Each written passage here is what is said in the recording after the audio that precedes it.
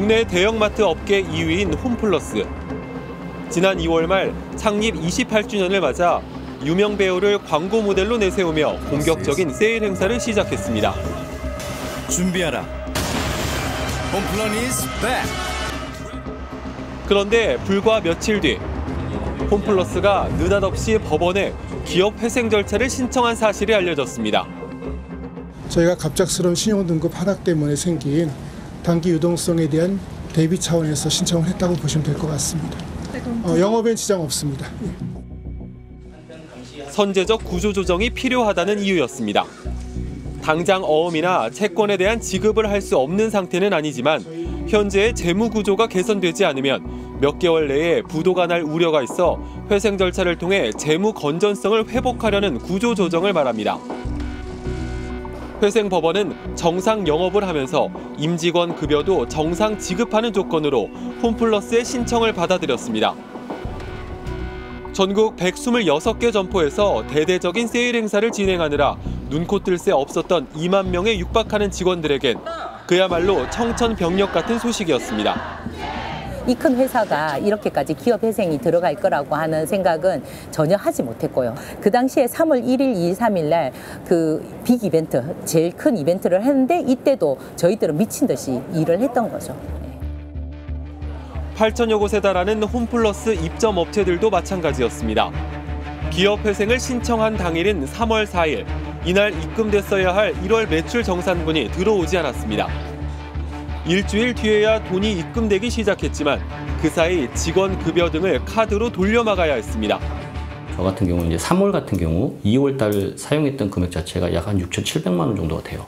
급하게 카드 같은 경우는 리볼빙 서비스를 해서 다음 달로 넘겼고 인건비 같은 경우는 어쩔 수 없이 제가 이제 대출이라든지 뭐 신용 마이너스 대출이라든지 뭐 카드 대출이라든지 이런 걸 받아서 인건비 지급을 했고.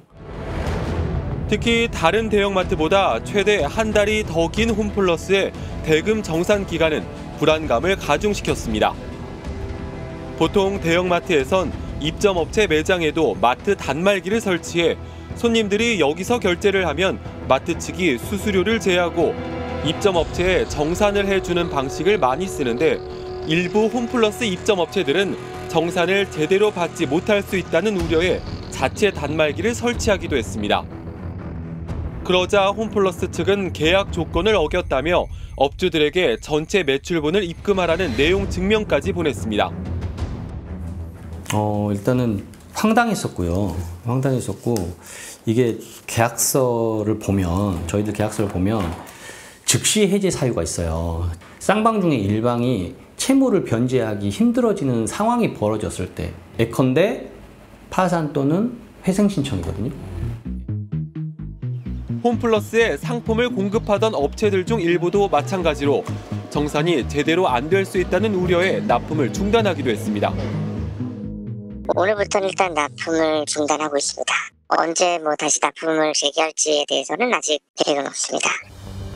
한때 오뚜기, LG전자, 롯데칠성, 삼양 등 마트 판매대에 필수적으로 들어가야 할 가공식품, 음료, 전자제품을 생산하는 대형 업체들까지 납품을 중단하기도 했습니다. 이러다 보니 회생 신청 직후엔 홈플러스를 찾는 고객도 줄었습니다. 일부 카드사들의 분석에 따르면 3월 초 홈플러스에서의 카드 결제액이 급감한 것으로 나타났습니다. 매출도 실질적으로 저희도 한 30~40% 정도 매출이 줄은 상태인 거고 실제로 그리고 그나마 저희 지점 같은 경우는 조금 덜하다고 말씀을 드렸는데 심각한 지점들 같은 경우는 50% 이상 객수도 감소했고 입점업체들 매출도 감소한 곳들이 많은 상태입니다. 지금. 여기에 홈플러스는 최근 매장을 임차에 쓰고 있는 17개 점포의 건물주에게 임대차 계약 해지를 통보한 것으로 알려졌습니다. 사정이 어려워져 임대료를 최대 50%까지 깎아달라고 했지만 협상이 잘 안 돼 점포 문을 닫을 수밖에 없다는 겁니다. 기업 회생 신청 이전에 폐점을 확정한 점포 9곳까지 합치면 점포 26곳이 동시 폐점할 수도 있게 됐습니다. 설마 문 닫겠나 이런 생각들도 하고는 계시는데 회사는 어쩌면 할 수도 있다. 근데 저희는 이제 그거는 끝까지 막아낼 거다. 저희 노동조합 측에서는 이거는 진짜 저희는 목숨을 내놓고라도. 결국 지난 12일 홈플러스 노조원들은 서울 도심에서 기습적인 회생 신청을 규탄하는 108배를 했습니다. 노동자들이 피눈물을 흘리지 않는 나라를 위한 5번째 절을 올립니다.